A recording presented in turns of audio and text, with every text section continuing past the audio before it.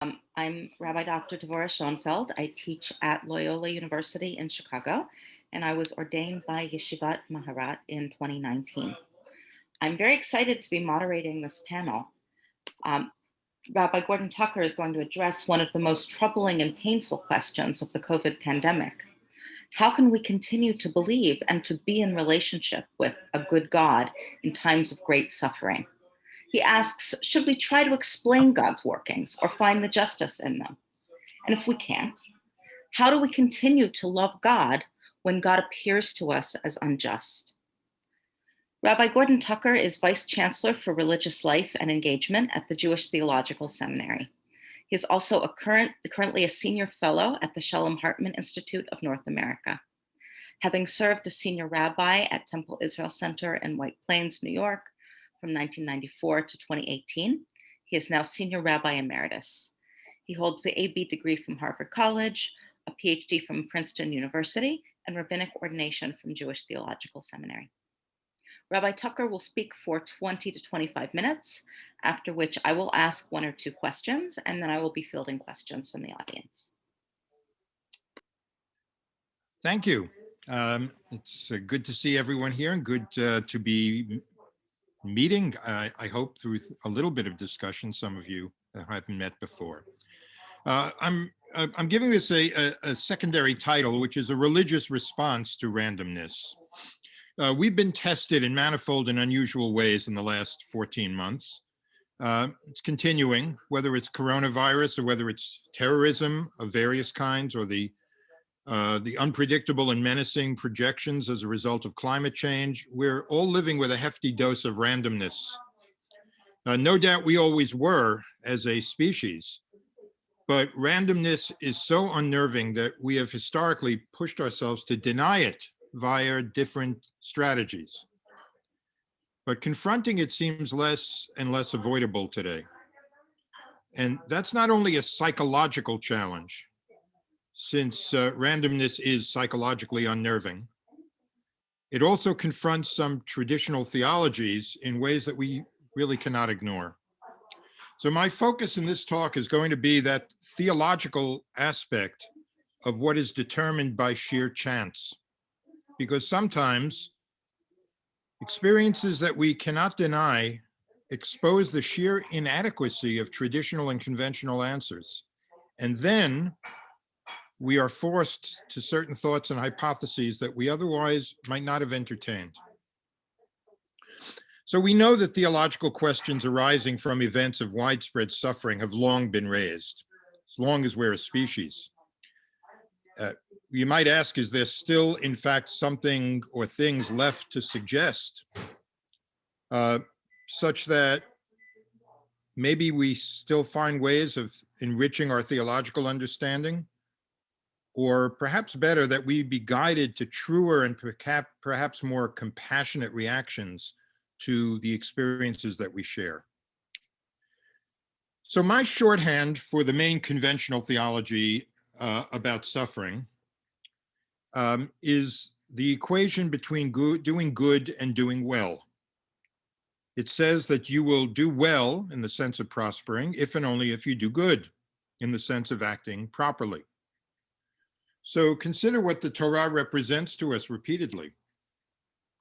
Plagues, and I mean not just pandemics, but all the things that plague us. They are reflexively connected over and over again to sin and punishment. And that's not surprising if you think about the most well-known passage that equates doing good with doing well. It's Devarim chapter 11, which is the centerpiece of the course of the twice daily Shema. To paraphrase, if you obey, you'll have rain and food and prosperity. And if you don't obey, the gates of plenty are going to be shut in your face. So a fateful question begs itself to be asked. Consider the God of Devarim 11, the God who is meting out suffering as punishment for sin, the God who ensures that if you're not doing well, the only reason is that you haven't done good. Good people don't suffer, only scoundrels do. And ask yourself honestly, can I really be at peace worshiping that God? So in order to make more vivid the challenges of this second paragraph of the Shema, I want to turn now to a work of fiction that expresses those challenges with particular clarity. I am speaking of the Pulitzer Prize winning novel by Thornton Wilder entitled The Bridge of San Luis Rey. It's a very rich and touching story. It is set in early 18th century Peru. And in it, the way in which this traditional theology of suffering gives offense to experience is tackled quite directly. And here's how it's done. There's a very sympathetic but misguided character. His name is Brother Juniper. He witnesses the catastrophic collapse of a bridge which caused 5 people to fall to their deaths in a deep gorge below. Now, Juniper, who is motivated by a need to justify the tragedy, this can't be random. This has to be the work of a cognizant, intelligent, and just God. He decides to devote himself to investigate everything about those 5 deaths, the 5 people who died. Find out everything about their lives, to clarify why they were brought together at that bridge at that very moment, and why what happened to them was in keeping with a moral economy. It emerges in the book that Juniper had already had practice in this, because years earlier, a plague, an epidemic, had struck his own village. And at that time, he had labored to uncover the moral algorithm that would explain why some peasants succumbed to the virus and others survived. It's beginning to sound like current events. He devised a method of ranking the moral worth of all the people in the village. And what he discovered was the dead were 5 times more worth saving than those who survived. And this is how Wilder expresses the puzzlement and the disorientation that this caused for poor Brother Juniper. These are Wilder's words in the novel. The discrepancy between faith and the facts is greater than is generally assumed. That is a penetrating sentence. The discrepancy between faith and the facts is greater than is generally assumed. It's penetrating because it tells us that dogmas of faith may not be the best way to pursue God's truth. At least not if those dogmas require us to ignore the truth about our experiences in the world. So we've been talking about fiction. Let's turn to a text in the Jewish canon, which according to many sages is itself fiction. The book of Job. Edward Greenstein, who recently published a splendid and edifying new translation and edition of the book, he had already some years ago anticipated some of what is in this new volume when he wrote an introduction to this book of Job for the Jewish Publication Society Jewish Study Bible. The story, the narrative frame of Job needs very little recap here. Just very quickly, the righteous living Job is visited by horrible tragedies and physical pain for no apparent reason. Yeah, there's a bet with Satan, but we're going to leave that aside. It's not really a serious part of the book. 3 friends visit him, ostensibly to comfort and support him. And they end up starring in a dialogue that consumes 35 chapters, in which they have nothing to offer but the thought that Job must have done something sinful, because doing good is the same as doing well. Job throughout resists this with increasing strenuousness and sharply tells the friends that they cannot know the truth about him and his life the way he does. Finally, God speaks out of a storm, and in 4 more chapters, God thunders about the divine power of creation and sustenance of the world, apparently attempting to cow Job into submission. So Greenstein starts by noting that everyone who reads the book of Job looking for a theodicy, for the theodicy, for the theology that is going to justify God, everyone who does that ends up frustrated. And the reason they get frustrated, he says, is that the book is not really about presenting a theodicy at all. The characters think that's what they're doing, but that's not what the book is about. He says the book is instead about the virtue of honesty in speaking about God. Or it's in the words that he himself uses, the book promotes honesty in theological discourse and rejects a blind reliance on tradition. You can see here already, Job is the truth teller. The friends are the ones who are giving a blind reliance on tradition. Now, in an epilogue to the book, God scolds the friends, saying that they have provoked anger by not telling the truth, as Job had.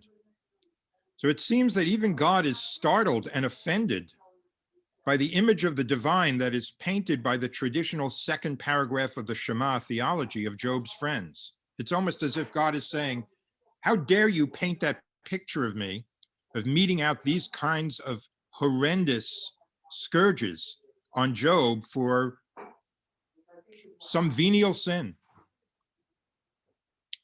So if that conventional theology is not working, what could be an alternative? So I've already introduced the idea that there's a conflict between traditional texts and lived experience. And I want to deepen that now by turning to two Talmudic texts. They are texts that incorporate not only a recognition that there is chance and randomness in God's world, but actually brings us to an actual embrace of it as a foundational truth about the world. So first, there is the text in Brachot 7a. Moses requested three things from the Blessed Holy One, we are told. He requested that the divine presence rest upon Israel, that the divine presence not rest upon the nations of the world. Those two are not particularly important for us. But the third request was that he get the answer to why it is that some righteous prosper, some righteous people suffer, some wicked people prosper, and some wicked people suffer. In other words, why does there seem to be no correlation between doing good and doing well? In other words, what metric are you using to distribute justice in this world? Now, Rabbi Yochanan said that God granted all of those requests. And if you want to know what did God say to Moses about this third request, God's answer was that the righteous who suffer are probably not completely righteous. That is, they've done some things wrong, which is just the idea that Job's friends had tried to push. But the Talmud goes on to say, this is in contrast to what Rabbi Meir taught. And it's probably worth remembering that among the stories that are told about Rabbi Meir was that he himself had experienced a horrendous Job-like tragedy in terms of losing his children. Would you excuse me 1 second here? There's a little noise I have. As to be expected.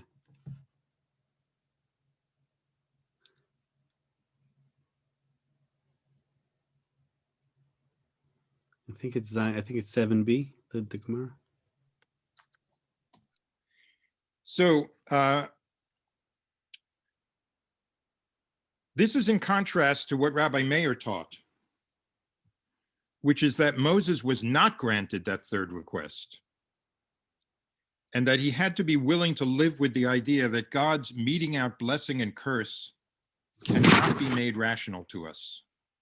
Maybe God has a plan, but we can't know that. And for all practical purposes, there's no procedure by which we can possibly predict what's going to befall the world and its inhabitants, which have nothing to do with our needs or merits. Or as the text there puts it, V'chanoti et asher achon, I'll be gracious to whom I'll be gracious. even though he doesn't merit it. And this then brings us to the next step, which is the most radical of all of the admissions about indeterminacy at which we are looking. This appears in the Talmud in Chagiga 4b.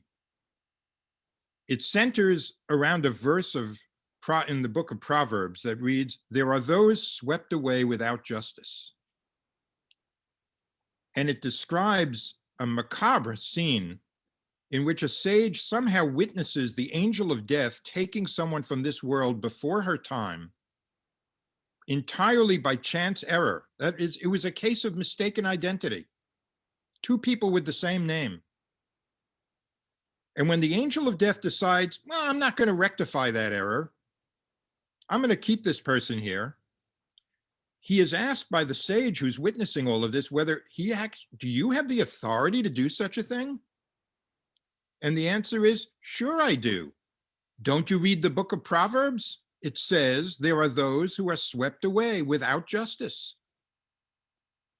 Errors of judgment and mutations of proper order happen.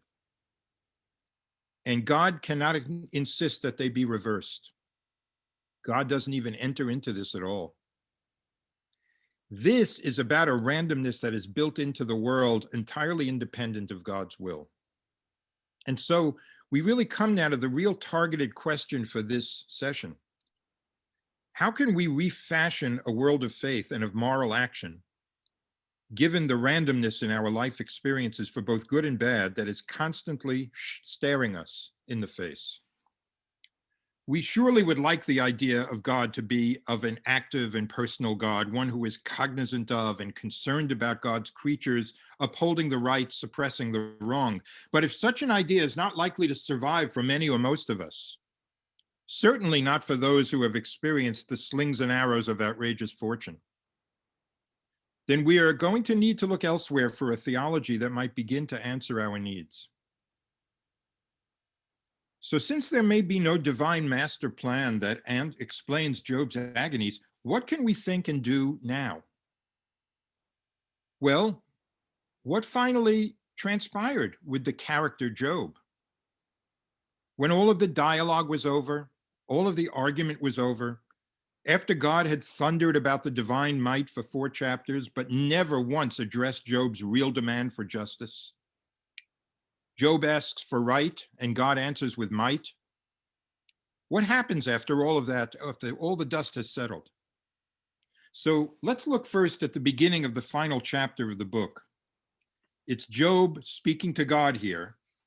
And I think here I'm going to put it up on the screen. And I'm going to give it to you primarily in the Greenstein translation.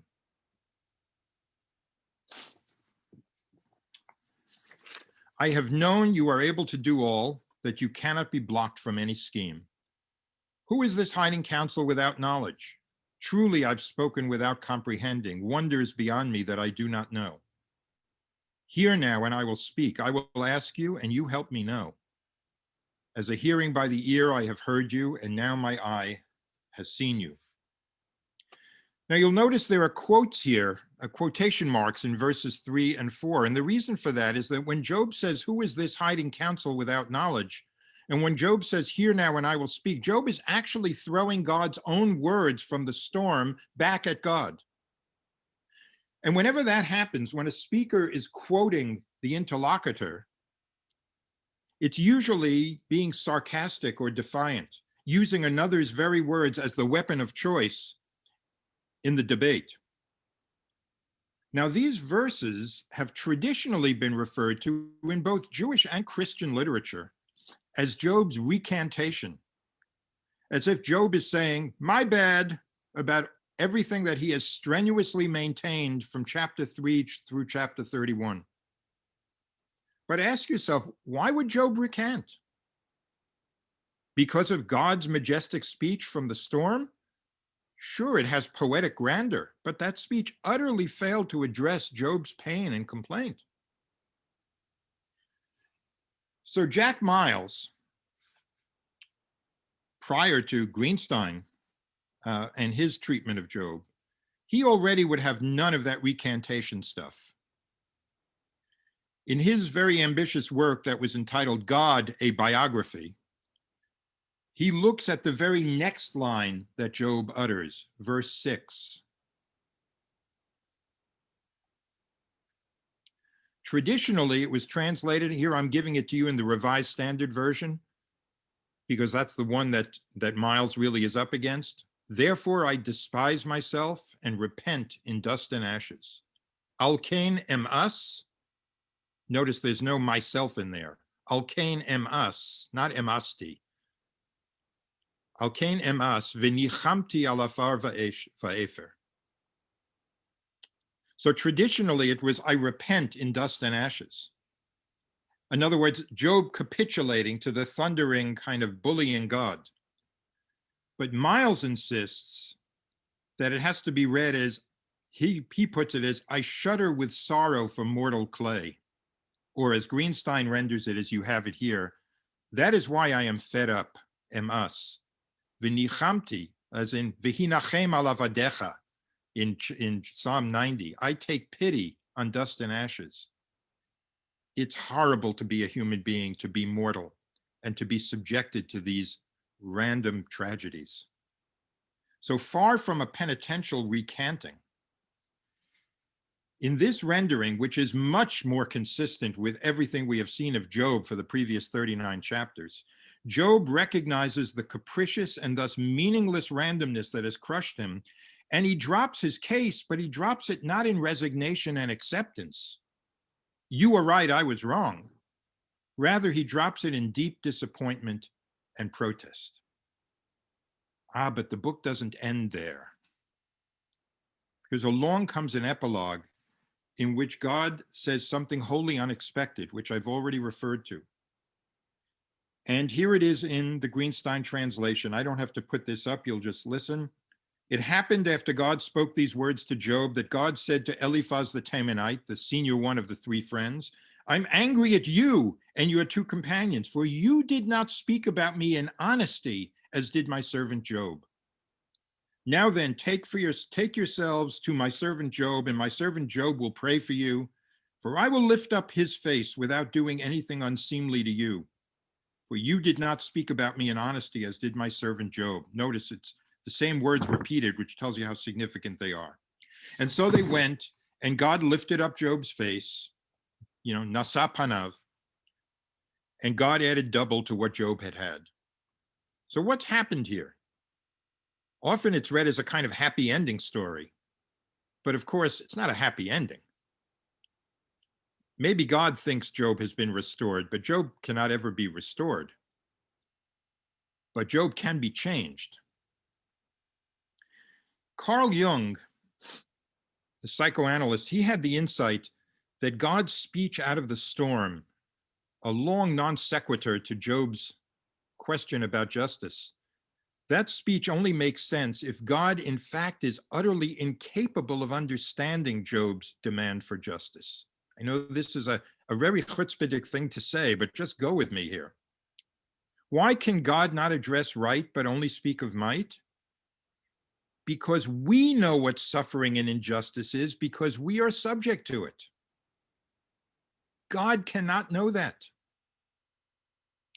The relentlessly honest truth teller, that is Job, has now corrected the comforting, but ultimately incorrect idea that God knows everything that we know and more. Job knows something God doesn't know, which is what innocent suffering feels like. The usual understanding is that Job has been reduced to silence at the end. But God is acknowledging that Job is making an argument that only a finite human being can make, and that the infinite, timeless God who is above all of this cannot understand. And as Miles notably and ingeniously points out, in the way in which the 24 books of the Tanach are ordered,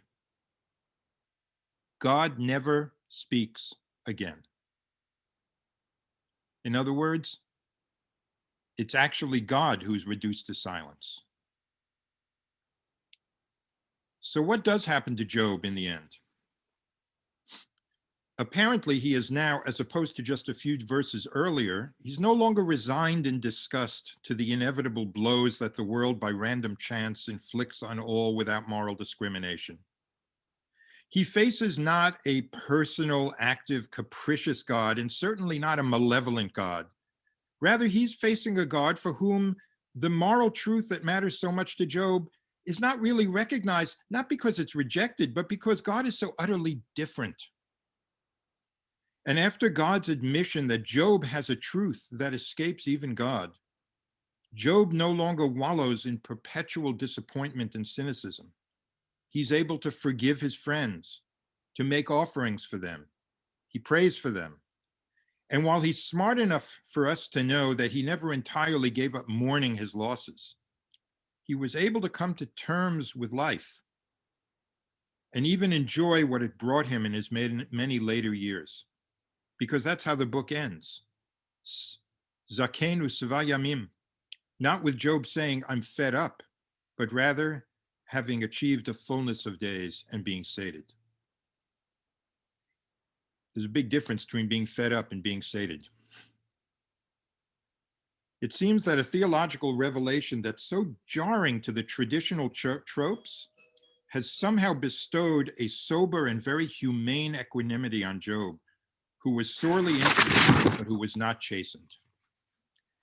And that, I think, is what's left for us in this examination of randomness and justice, to look at the way in which our own unique human gifts, the gifts of moral sense and compassion, which come from where? Which come from the Creator, which come from that utterly different God whose unfolding is what brings everything into being in the world.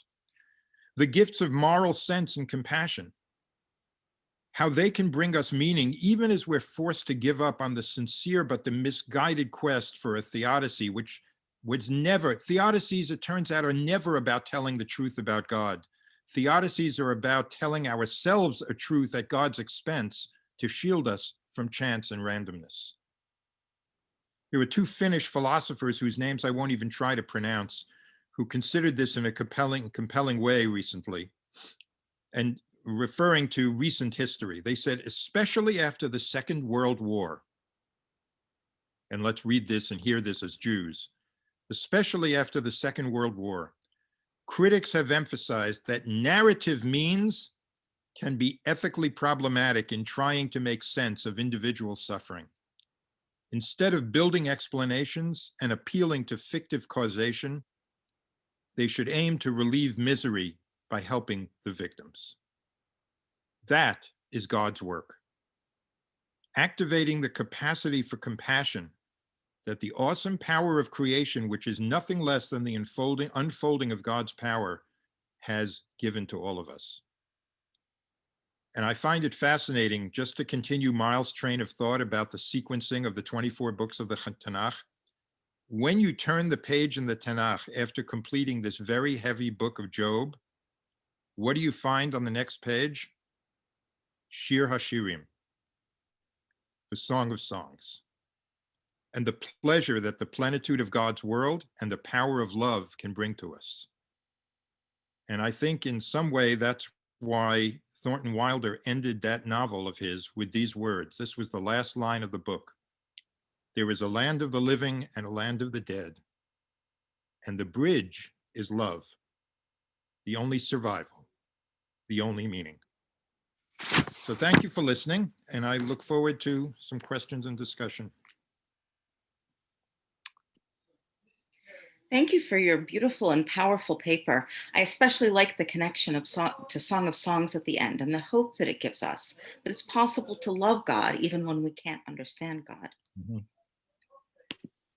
Something I found particularly powerful about your reading of Job is how you highlight experience as a source of religious knowledge. The Bible seems to say one thing, that suffering is a consequence of sin, and Job's own experience tells him something else. But Job is telling the truth, and his experience is a more reliable guide to theology than the Bible or than tradition. This reading of Job asks us to listen to people who are suffering, not just out of compassion, but to learn, because they might know things that we could benefit from learning. The theologian is thus strangely in the place of Job's friends. The Bible and tradition might say one thing, but if we listen to the lived experience of suffering people, we can hear something else.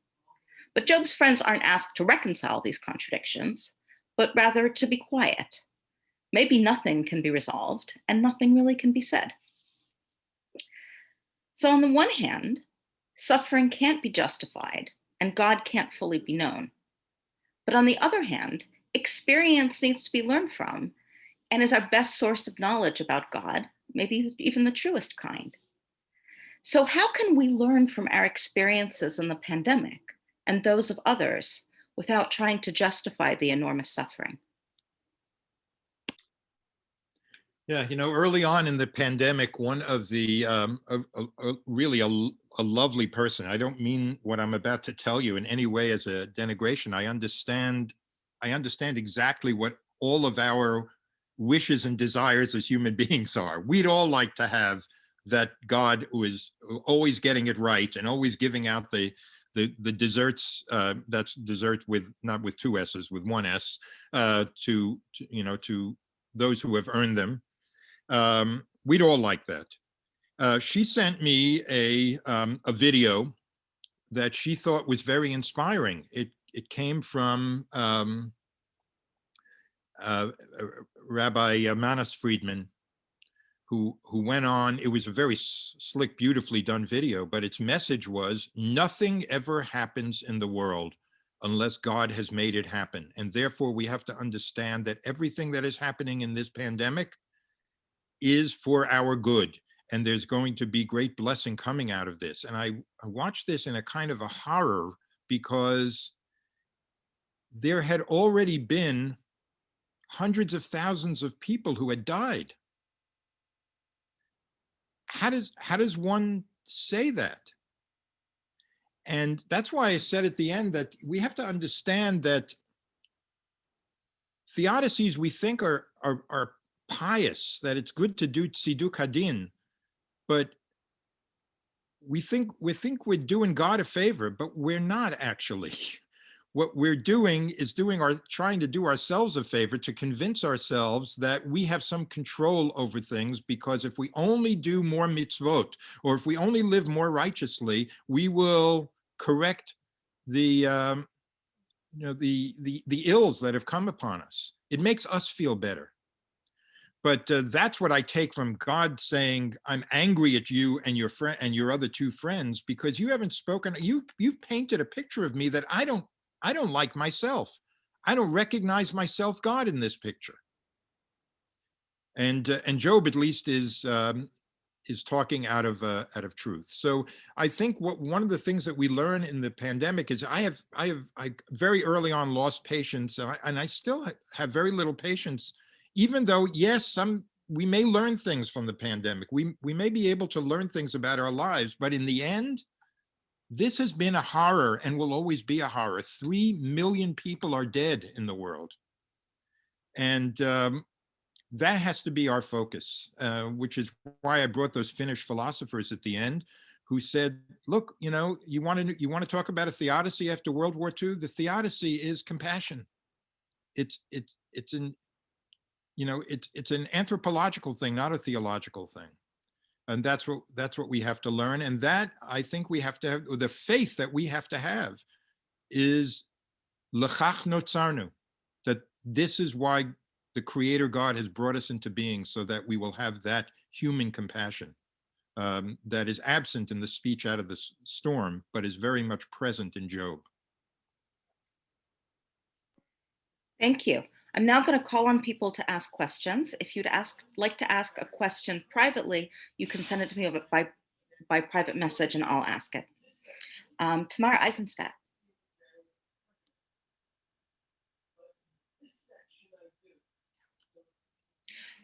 Right, Tamara Eisenstadt asked, how can God give compassion and healing if God does not understand?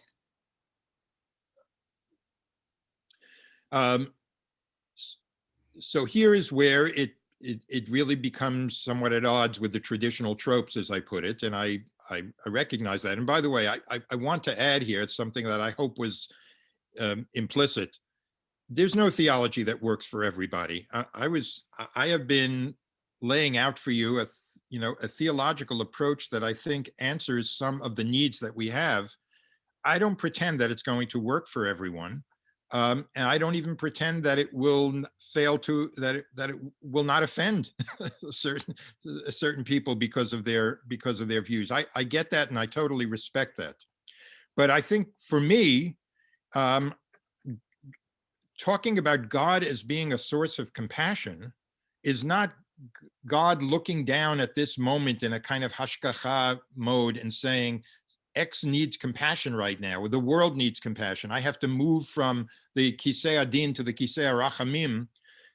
It's that the unfolding of God, the creator, in everything that has evolved in this world, which has so far culminated, who knows where evolution is going to go, but so far has culminated in this remarkably complex, cerebral cortexes that we have that have these rich emotional lives and the ability to be compassionate. That's God giving compassion. And that's what needs to be activated. By the way, one of the things that, and I think I did talk about this in the kind of the somewhat longer paper that will be published in this volume, is that this approach kind of goes contrary to the idea that we take from the very beginning of the chapter Genesis, that we are made in the divine image, as if we are kind of godlike, because it turns out that we are very, very much different from God, and God is very much different from us. And that's why theodicies have to fail. By the way, one other thing, the reason where Jung took this idea that God is so different and God can't really understand innocent suffering because God can't undergo innocent suffering, is he understood it as what motivated in Christianity, in Christian theology, what motivated the idea that God is going to have to become human in order to understand that. A very powerful idea. And I suppose you can find some, in various Kabbalistic modes. I haven't really investigated this. There are probably some echoes of, a similar kind in some Jewish theologies, but that's this whole idea that the radical difference between humans and God, which makes the engagement on issues of suffering so fraught. Thank you. We have time for a couple more questions. One question that was sent to me by private message. If we reject the statement that it all happens because God wants it to, can we still believe that there's a message God wants us to take away from this?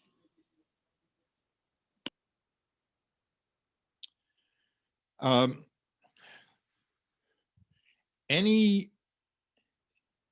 think it was Jeremy Bentham who said that there was, when we speak about the will of God, what we really can only really be speaking about, and I think he's right about this, is the presumptive will of God.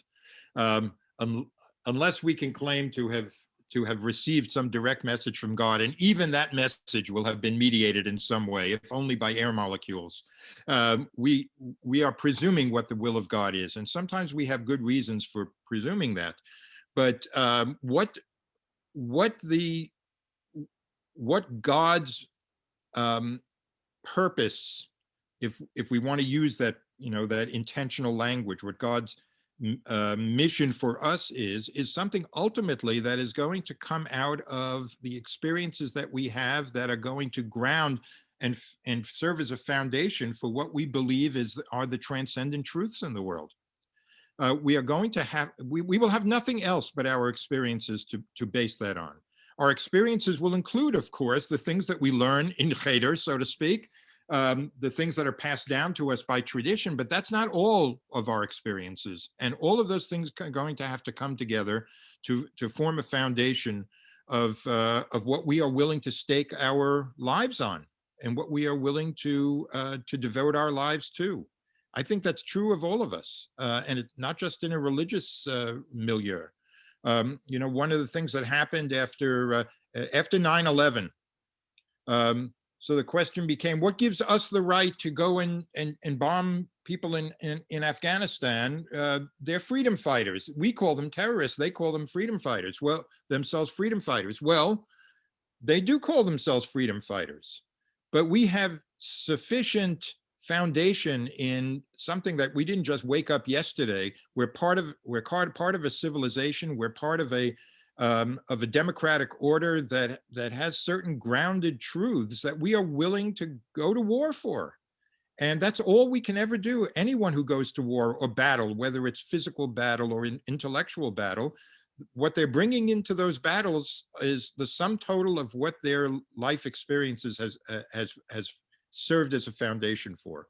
And you have to have trust in that and recognize, and this is where religion comes in, because religion is ultimately about seeing connections and a oneness that these things are ultimately from a creator. Thank you. Rabbi Fox, do you want to unmute yourself and ask your question? Sure. Thanks so much, Rabbi Devorah. So I find what you shared to be quite compelling. And I don't think it's as radical as you think it is. I think that there are echoes in lots of parts of the tradition.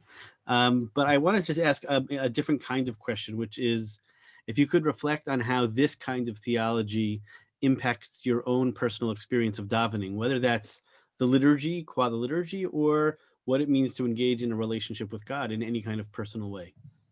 Yeah. By the way, I'm happy not to be radical. That's great. This is a not an al regalachat kind of question, but I do feel this. I hope this doesn't sound really like some kind of pathology, but when I am davening, and a prayer life is very important to me. It's an important part of my life. I am engaging with God and I am engaging with the words, then those are not the same things for me. The words are both a way of engaging with all of what has gone in historically to produce those words, to which I have a connection and want to have a connection. At the same time, they are kind of a background music to something that is beyond the words. So I don't have to, I take them. I hate to use this phrase because it's so associated with a former president, but I do take those words seriously, but not literally, right? And I think that's important for me. Because a lot of people, I'm not one for removing things from the liturgy very easily. I don't believe for a minute, which should be obvious from what I've just spoken about for the last 45 minutes. But I don't want to take it out because, first of all, it is an important element of of Jewish thought. And to sweep it under the rug means I don't have to confront it, right? And I feel I have to confront that all the time. Where I make an exception, and I understand this is not everyone's thing. Where I make an exception is when people are getting hurt. So things that are misogynist, I will consider removing from the liturgy or altering because I don't want to be in the position of through my own piety, insulting people who may be in the room or even not in the room, but present in my life. So the liturgy is important to me that way, but not because I take it literally.